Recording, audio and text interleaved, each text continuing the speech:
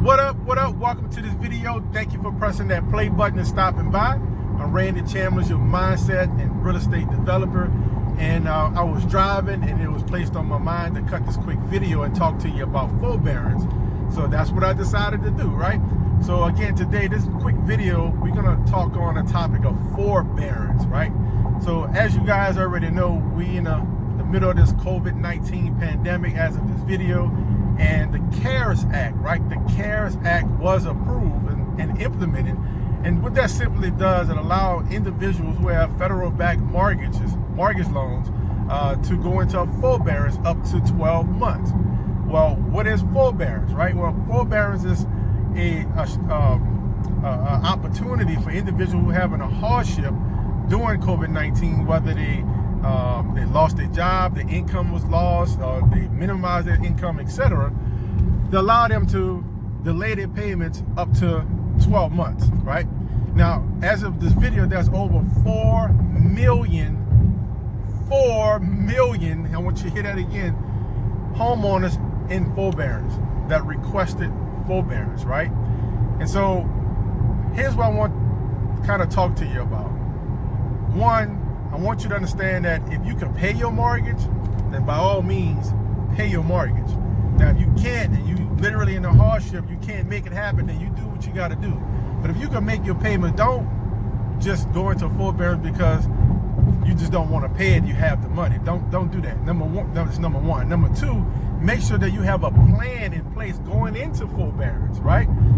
Make sure you have a plan in place to repay that, because it's not a loan that's forgiven. It's not mortgage payments that's forgiven. You will have to pay that money back. So an example, after the forbearance is completed, then one, you're gonna have a repayment plan where you pay a full mortgage plus maybe a half of another mortgage, right? So you're paying a mortgage and a half every month, or you might be paying double your mortgage payment every month to make up those 6 months that you was behind, or 12 months you've been behind, or you have to come up with the money all at once, right? So if you don't have a plan in place, my mentor told me a long time ago, and I appreciate him for telling me that, and I held on to it, that Randy, you have to plan your work and work your plan.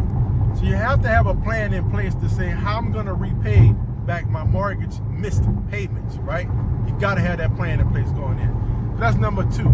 Number three, you wanna make sure that if you are having a hardship, there's certain things that you wanna do to ensure that you're protected when you come out of this thing, right? So according to the CARES Act, what's so important about it, what's so great about it, so prevalent about it, is that you don't have to really prove a whole lot of anything, but you having a hardship during COVID-19. So you're simply gonna pick up the phone and you're gonna call your mortgage company. You might stay on the phone 20 minutes, 15 minutes, 30 minutes, right?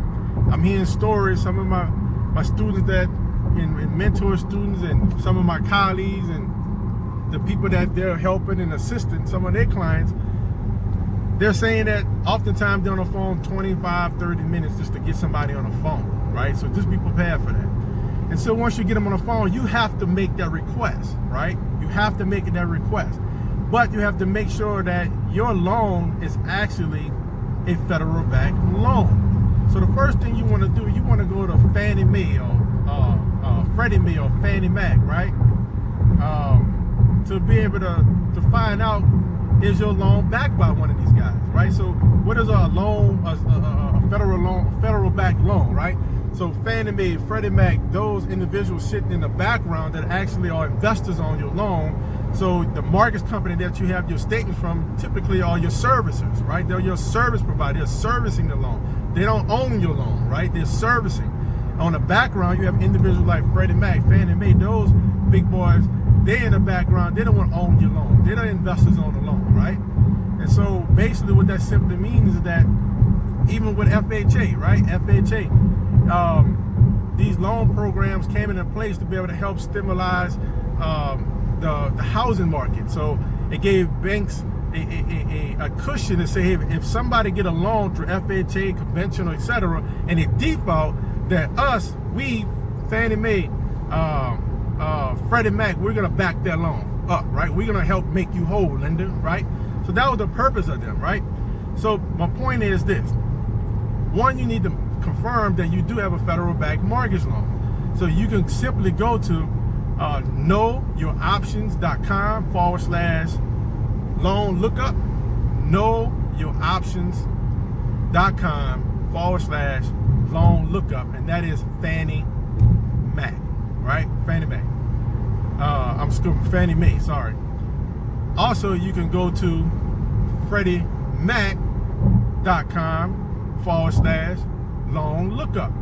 Again, FreddieMac.com/loan lookup and knowyouroptions.com/loan lookup.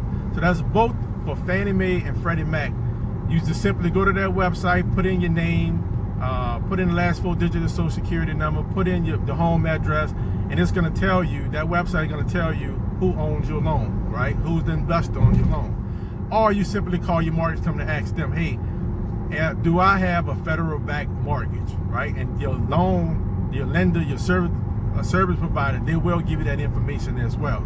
So you pick up the phone, you call your lender, you call your loan servicer, you ask that question, confirm that you do, and then you simply request a forbearance. Say, listen, I'm having a hardship during COVID-19 pandemic, and I want to request a forbearance.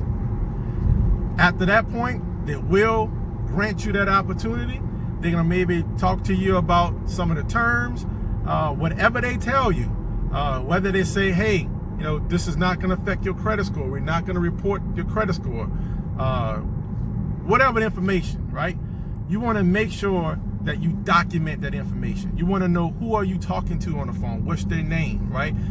What's their employee ID number, if you can get that. You want to document the time, the date that you call. You want to document the conversation. If you can, even record the call, right?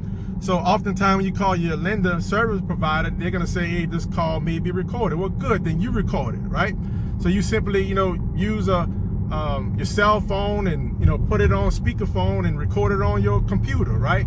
Or have another cell phone on the side and record the call while you're speaking to them on speakerphone, right? Whatever you want to do, you know, there's different ways to record your call, but record that call, right? As you record that call, you're documenting it and writing it as well. And then once you finish, right, you got all the information you need. They tell you, hey, we're going to give you 6 months. You don't have to make any payment for 6 months. Great. So now, immediately, you're going to write out a letter. And that letter is going to say something like, hey, thank you for taking my call. Based on our conversation, to my understanding, is that you allow me to have a 6-month forbearance, XYZ, XYZ, right? So you want to put that in writing, and then you also want to end it by saying, this is my understanding. If this is not the plan, if this is not correct, then please inform me and respond to this immediately, right? So you're going to take that letter, you're going to sign it, you're going to make sure you date it, and then you're going to send that certified mail. You're going to send that certified mail just to make sure that they received it. Because here's what's going to happen. You cannot trust these mortgage companies. And many of you guys know I've been a licensed mortgage loan originator since 2008, right? 2008, 2009, we had that market crash, right? And we know about that was dealing with the mortgage companies, right? So do not trust your mortgage lender. I don't care what they tell you, you make sure that you have that documented and in writing, and maybe have a recorded call. Because with 4 million people in forbearance, right? When next 6 months, when the year start to roll out, you're gonna have a lot of people that might be facing foreclosure, and you don't want to be a part of that pool. You understand? So that's why I'm sharing this information with you, right? So now that you talk to them on the phone, you got the certified letter out to them, you have your receipt back from them, you got the recorded call, so you know you're comfortable right now, right? Just continue working your plan, right? Pick up some extra work, lower your living expenses, right? Pay off some debt along the way if you can, right? You know, do what you can. That's all I'm saying. So that's what I wanted to share with you guys, that process of that forbearance. I want you guys to be protected, protect your family. The last thing that I'm gonna share with you is dealing with the credit scores, right?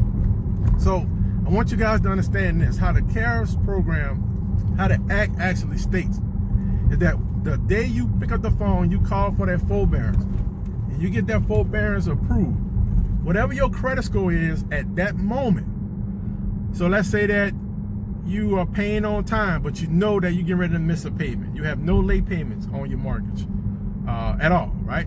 So you pick up the phone, you call, you get it approved, and then your credit report is gonna basically be frozen until the end of the forbearance.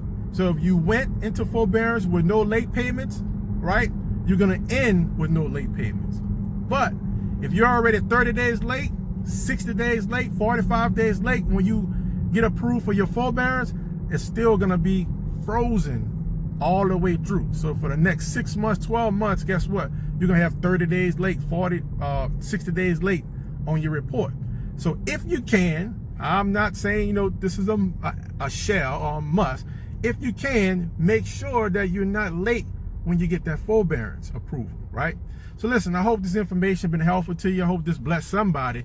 If you like this content, if I gave you some value, then like this video, leave a comment, share this information with individuals. If you're watching this on YouTube, make sure you subscribe to the channel, and then also ring that notification bell, because I post cool stuff like this all the time for educational purpose.